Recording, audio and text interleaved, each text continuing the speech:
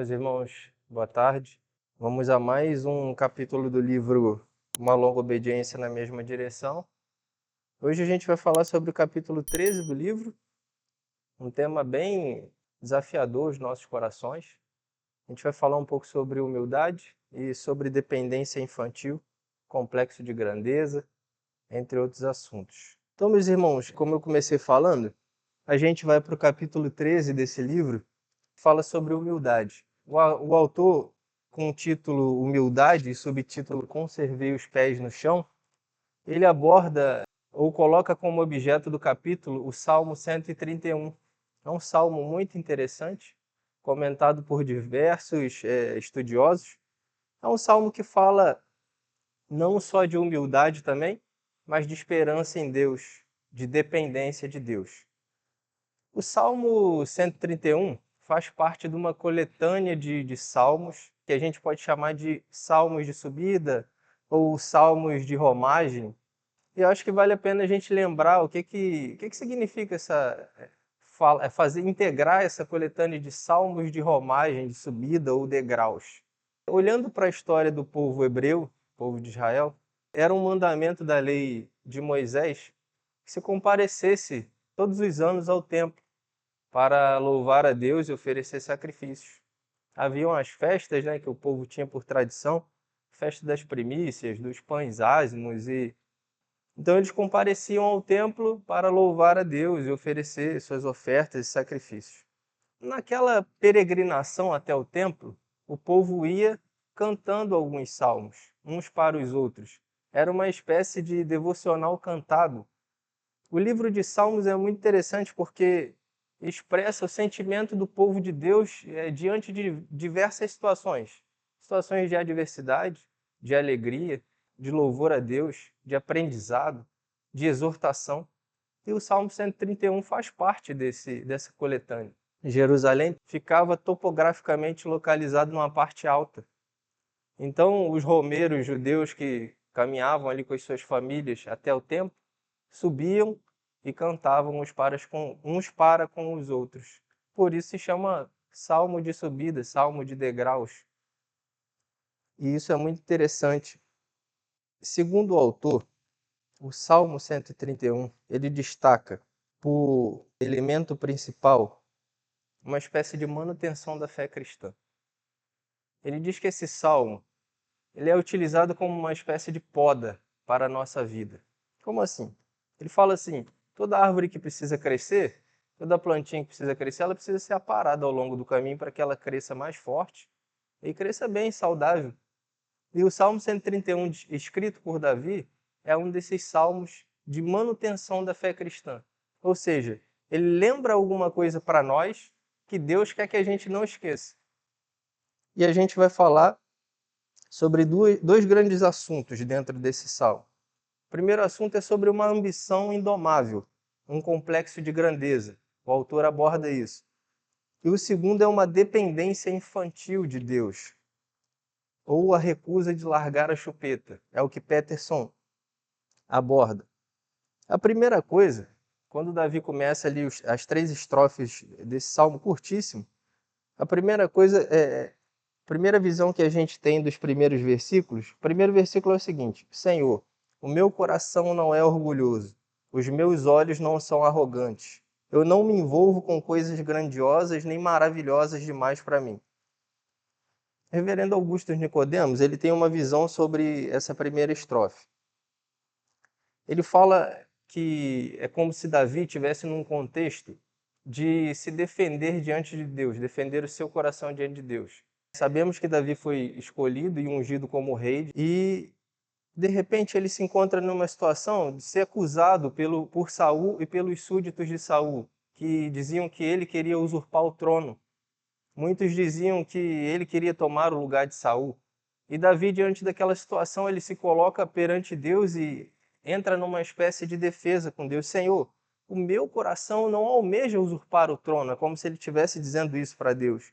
Meu coração não quer nada além daquilo que o Senhor preparou para mim. Se eu fui ungido como rei, que seja feita a tua vontade, mas eu quero que isso aconteça no teu tempo, na tua hora e da tua maneira. Eu não anseio tomar o trono de ninguém, eu não anseio pisar em ninguém para chegar lá. Eu não anseio coisas que o Senhor não quer me dar. Eu aceito a tua vontade. Eu quero a tua vontade sobre mim. E é um salmo desafiador, porque quem pode chegar diante de Deus e dizer: Senhor, sonda o meu coração e vê se tem algum almejar por coisas maiores do que eu possa ter. Vê se no meu coração há uma ambição que extrapola a tua vontade. Irmãos, se olhar no espelho e falar para si mesmo que você é humilde é uma coisa. Chegar diante de Deus e falar: Senhor, sonda o meu coração e veja se há uma ambição desregrada dentro do meu coração. E se defender diante daquele que sonda os corações e que te conhece melhor do que você mesmo, é algo desafiador. Você não está olhando para si mesmo, você está olhando para o dono da verdade dizendo: Senhor, em mim não há culpa nenhuma. Então, ao longo da história, alguns estudiosos disseram que era arrogante demais declarar esse salmo. Porque eles diziam: não tem um justo sequer, quem pode declarar que não é culpado diante de Deus? Quem pode dizer que seu coração não é arrogante em algum momento da vida? Mas, na verdade, o texto bíblico está nos ensinando a podar as folhas, os ramos que crescem e nos fazem enfraquecer diante da caminhada. É um tipo de devocional em que você diz: eu tenho de me chegar a Deus, eu tenho de estar diante de Deus para que o meu coração seja ensinável todos os dias, para que o meu coração seja moldado por Deus todos os dias. Então eu tenho de estar diante do Senhor, para que Ele pode esses ramos que me enfraquecem de crescer. Então eles cantavam uns para com os outros na subida até o templo. O autor do livro, Peterson, diz que é como se fosse uma alusão. A subida até o Templo de Jerusalém é como se fosse uma alusão à nossa vida em direção à cidade santa, celeste, em que nós estamos caminhando e dizendo uns para com os outros. Vamos olhar para o nosso coração. Vamos ver se nele há algo que esteja em desacordo com a vontade de Deus. Vamos ver se o nosso coração está se desviando e desejando aquilo que Deus não tem para nós, caminhos grandiosos demais. Irmãos, almejar o melhor, almejar ser bom no que você faz, almejar ser próspero, não é pecado. Mas almejar ser maior do que todos, ser aplaudido pelos homens e estar sempre no lugar de destaque é algo muito perigoso. Nós podemos olhar para a Bíblia e ver alguns personagens que se autodestruíram por causa disso, dessa vontade de autogoverno, de ser o seu próprio Deus, o próprio Satanás. Alguns personagens da Bíblia se autodestruíram porque deixaram seu coração os enganar e almejaram coisas grandes demais e aquilo que não era vontade de Deus. Prosseguindo, lá em Jeremias 17, capítulo 9 e 10 diz o seguinte: o coração é mais enganoso que qualquer outra coisa e a sua doença é incurável. Quem é capaz de compreendê-lo? Eu sou o Senhor que sondo o coração e examino a mente, para compensar a cada um de acordo com a sua conduta e de acordo com as suas obras. Então, a gente pode observar o próprio Davi. Davi, em um momento da vida, antes de ser rei, ele fala para Deus: Senhor, não tem culpa em mim, eu não quero usurpar o trono de ninguém. Mas quando você vai lá para o Salmo 51, Davi está dizendo diante de Deus: Senhor, me limpa, porque eu pequei. Aquele que era amigo de Deus, que tinha um coração segundo o coração de Deus, em um momento da vida ele está se defendendo, dizendo: eu estou limpo, eu não quero matar a Saul, eu não quero tomar o trono dele, eu não almejo isso. No Salmo 51, Davi está num contexto em que ele, já como rei, coloca um homem na batalha para que ele morra, ele premedita aquela morte, ele premedita aquele assassinato e só por querer tomar a mulher de alguém. Então veja que Jeremias ele fala que o nosso coração é enganoso. O nosso coração nos engana, nos tenta. E um homem segundo o coração de Deus, que tinha o seu coração limpo em um contexto, no outro já está totalmente cheio de culpa, totalmente sentenciado por Deus. e se ele não se humilha, se ele não se derrama diante do Senhor, certamente caminharia para a destruição. Nós vemos a consequência do pecado de Davi. Nós vemos a consequência do pecado de Davi cair sobre sua família.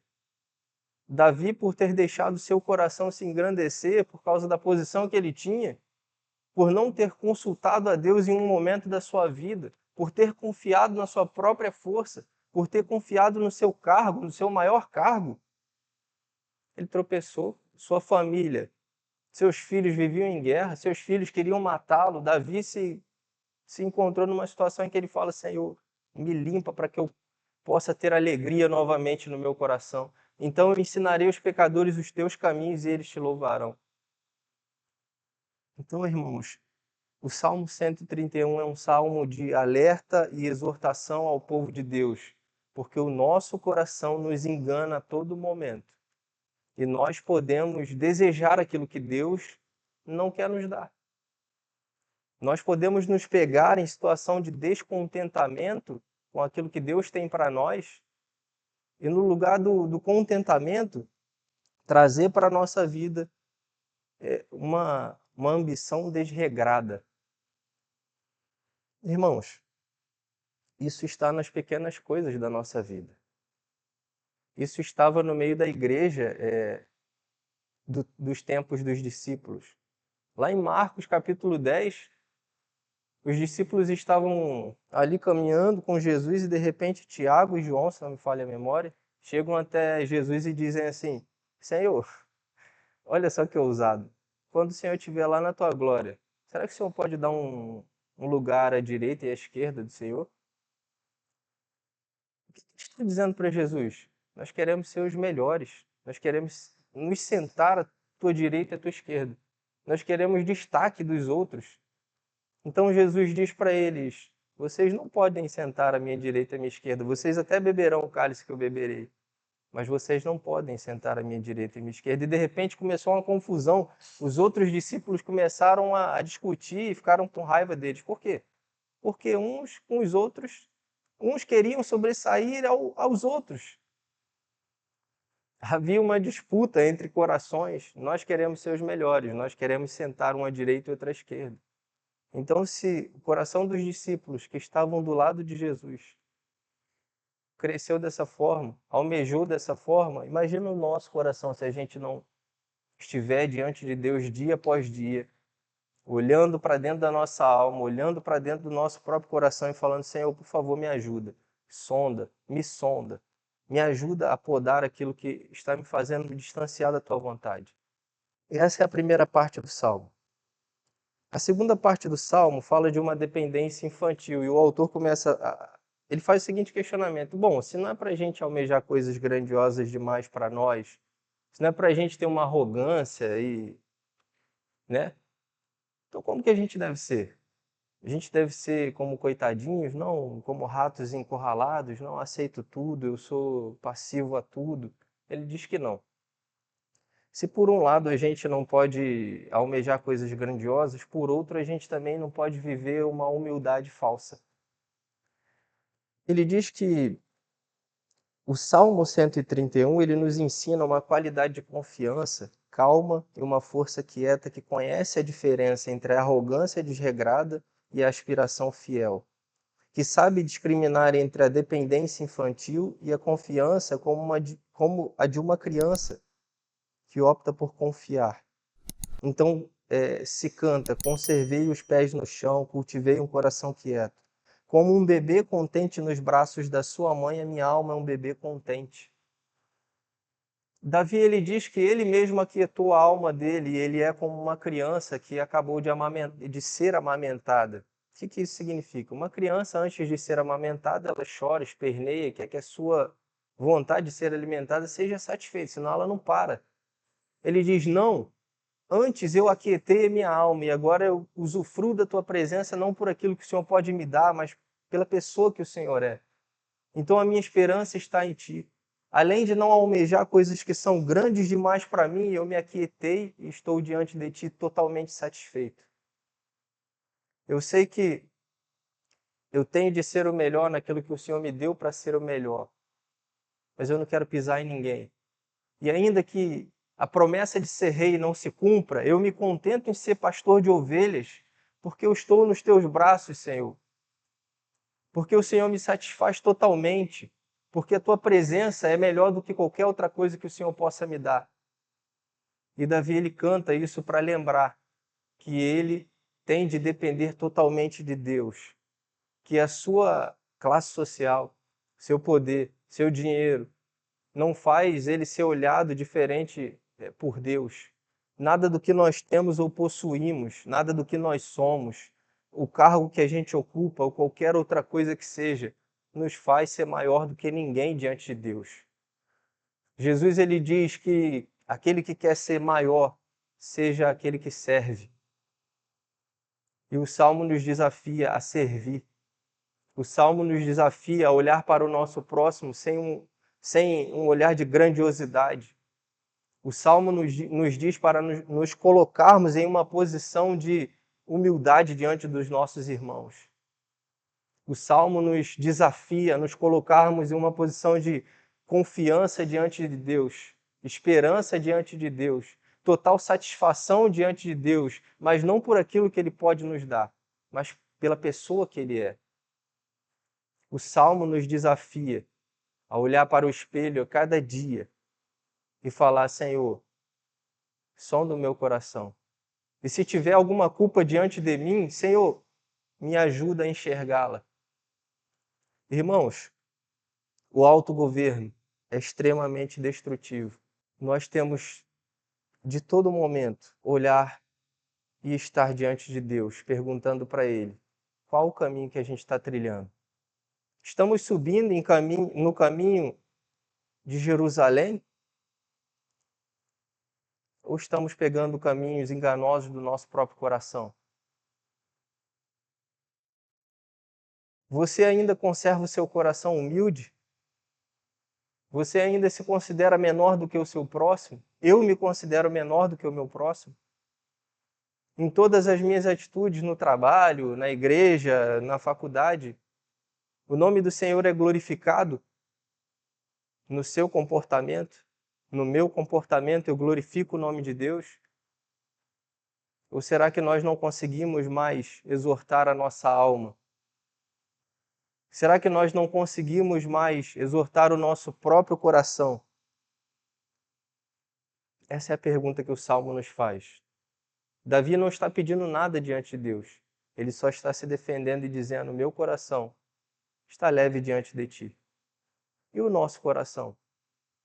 As nossas atitudes? Como a gente se porta na igreja? Como a gente se porta no nosso trabalho? Lá no nosso trabalho, como as pessoas dizem que nós somos? Um servo de Deus? Ou o crente arrogante que envergonha o nome do Senhor? Aquele que pisa em todo mundo para conseguir um cargo maior? Aquele que mente? Aquele que troca a santidade por um cargo maior? Na nossa faculdade, só para a gente ser popular, a gente troca os princípios de Deus? O que a gente tem feito? É isso que a palavra do Senhor tem nos chamado a pensar. Mas lá no secreto, quando ninguém te vê, quando ninguém nos vê, quando ninguém nos vê, a gente se senta na nossa cama e diz assim: Senhor, não tem culpa em mim? Senhor, eu tenho dado o melhor testemunho que eu posso dar. Senhor, eu não tenho colocado nada acima da tua vontade. A gente pode dizer isso? Porque dizer isso aqui um para o outro é a coisa mais fácil que tem.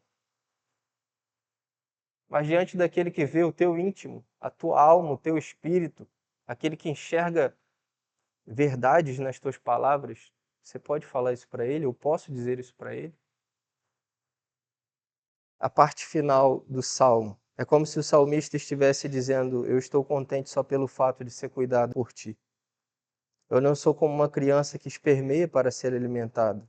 Eu me aquietei como aquela que já recebeu o alimento. Estou totalmente satisfeito em ti.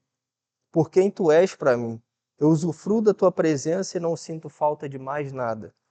Como aquele que diz: o Senhor é o meu pastor e de nada terei falta. porque Ele é suficiente para mim. Eu não sou mais o centro da minha vida, mas o Senhor é o centro da minha vida. O teu nome é glorificado em quem eu sou. O teu nome é glorificado no que eu faço.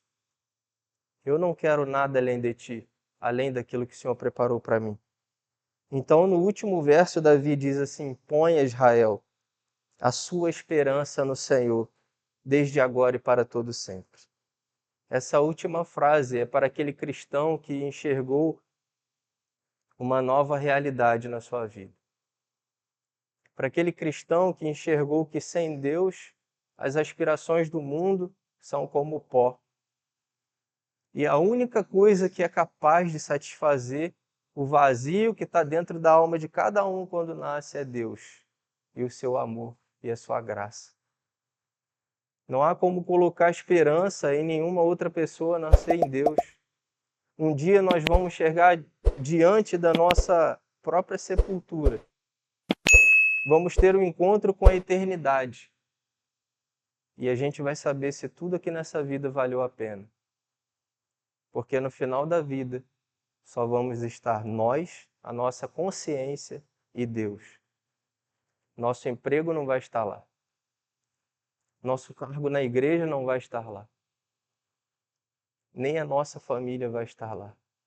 Os nossos amigos e colegas não estarão lá. Só estaremos nós e Deus. E nós iremos dizer: Senhor, combati o bom combate. Ou diremos: Senhor, desperdicei a minha vida com os prazeres dela. Deixei o meu coração me guiar. Deixei o meu coração me enganar. Me apeguei a tudo que eu podia me apegar, Senhor. O que nós diremos a Deus? Essa é a mensagem que o Salmo quer trazer ao nosso coração. Uma mensagem de despertamento. É um devocional diário. Somos peregrinos aqui. Romagem significa peregrino. Somos peregrinos, passageiros aqui nessa terra. Estamos indo para Jerusalém adorar o Senhor pela eternidade. Então não deixemos os galhos, as folhas que enfraquecem as nossas raízes nos autodestruírem. Que nós coloquemos a teologia em prática, irmãos. Esse salmo deve ser cantado todos os dias na nossa caminhada, porque a gente tem que ser prático na nossa vida teológica. Nós precisamos colocar a palavra de Deus em prática todos os dias, para que a gente seja aperfeiçoado na nossa salvação. Amém? Que a gente implore ao Senhor todos os dias, para que não só o Salmo 131, mas tudo aquilo que está escrito na palavra de Deus seja algo que venha fazer manutenção da nossa fé. E que o Senhor fale mais aos nossos corações, não só hoje, mas no culto e dia após dia, tá bom? Que Deus abençoe a todos nós, que essa palavra fique no nosso coração. Vamos orar e